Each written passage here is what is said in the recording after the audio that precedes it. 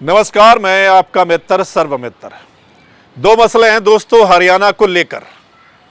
पहला मसला, क्या विज साहब को यानी अनिल विज को अब मार्गदर्शक मंडल में भेज दिया गया है, यानी अब उनसे सिर्फ मार्गदर्शन लिया जाएगा।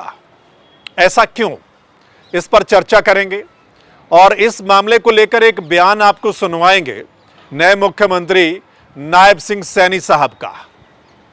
दूसरा मसला है, आज नए मुख्यमंत्री नायब सिंह सैनी फुल जोश में दिखाई दिए। दरअसल जब वो पत्रकारों से बातचीत कर रहे थे तो जब एक सवाल उनके सामने आया भूपेंद्र सिंह हुड्डा, दीपेंद्र हुड्डा और अभय चौटाला को लेकर, तो वो फुल जोश में दिखाई दिए। हालांकि पत्रकारों से बातचीत कर रहे थे, लेकिन ऐसा लगा जैसे वो किसी जनसभा या रैली में बोल रहे हों। उस पर भी बात करेंगे। चलिए पहले वाले मसले पर आते हैं। क्या अनिल विज को अब मार्गदर्शक मंडल में भेज दिया गया है? मार्गदर्शक मंडल मतलब जैसा केंद्र में लाल कृष्ण आडवाणी साहब और मुरली मनोहर जोशी के बारे में कहा जाता है कि वो मार्गदर्शक मंडल में है ना, क्या हरियाणा में वही पोजीशन में अब अनिल विज साहब पहुंच गए हैं? दरअसल इस मामले में नए मुख्यमंत्री नायब सिंह सैनी का एक बयान आपको सुनाते हैं, फिर बात करते हैं। विज साहब को लेकर क्या कुछ कहना चाहेंगे? नाराज सभा मंत्रिमंडल? नहीं, कोई नाराज नहीं है। विज साहब हमारे आदरणीय हैं, हमारे वरिष्ठ नेता हैं।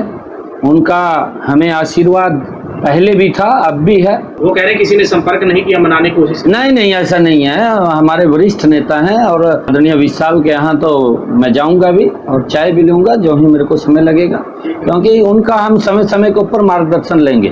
तो सुना आपने, तो क्या अब सिर्फ मार्गदर्शन लिया जाएगा विज साहब से?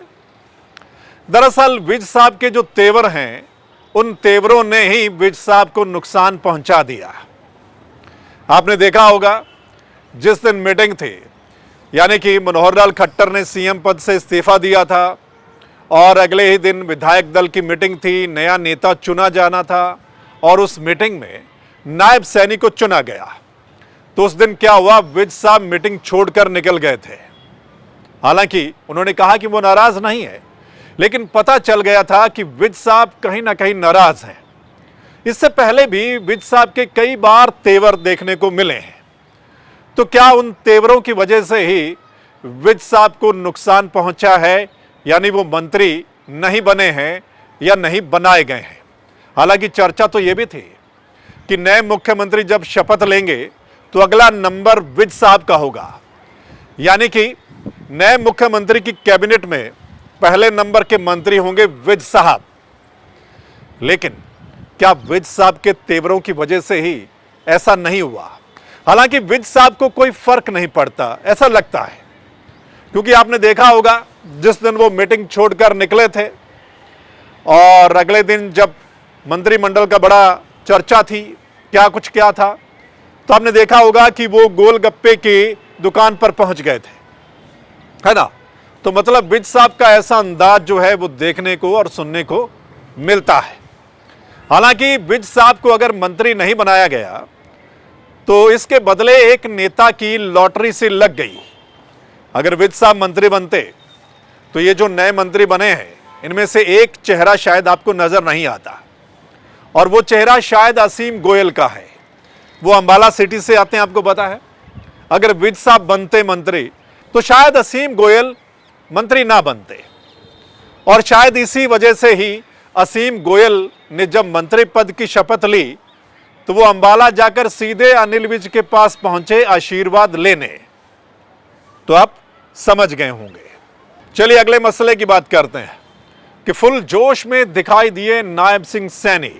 वो कैसे, देखिए जरा। दीपेंद्र हुड्डा, भूपेंद्र हुड्डा कह रहे हैं कि अब की बार कांग्रेस की सरकार हरियाणा में आ रही है। देखिए, ये बात उन्होंने पिछले 2019 में भी बोली थी, ये बात उन्होंने 2014 के चुनाव में भी बोली थी। सपने देखते हैं, परंतु जब भी ये सत्ता के अंदर आए हैं, भ्रष्टाचार बड़ी गति से बढ़ा है, लोगों को लाइन में खड़ा होना पड़ा है, लोगों को प्रताड़ित होना पड़ा है, परंतु भारतीय जनता पार्टी की सरकार बनी है, विकास बड़ी गति से बढ़ा है। अभय सिंह चौटाला कह रहे हैं कि मैं भाजपा का गणित बिगाड़ने आया हूँ, क्या उससे कुछ प्रभाव पड़ेगा भाजपा पर? देखिए, वो पिछली बार भी खड़ा हुआ था, जमानत भी शायद नहीं बची थी पिछली बार, है जी।